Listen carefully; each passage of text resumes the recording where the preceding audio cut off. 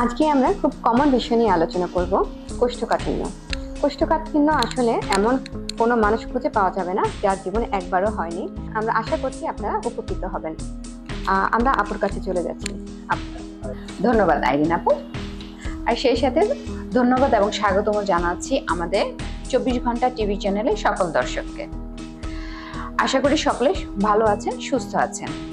আজকে আমরা খুব সাধারণ একটি সমস্যা নিয়ে কথা বলবো, কোষ্ঠকাঠিন্য। কোষ্ঠকাঠিন্য ছোট থেকে বড় সকলেরই যে কোনো সময় যে কোনো দিন হতে পারে। এটি সম্পূর্ণ একটি খাবারের সাথে সম্পর্কিত একটি সমস্যা।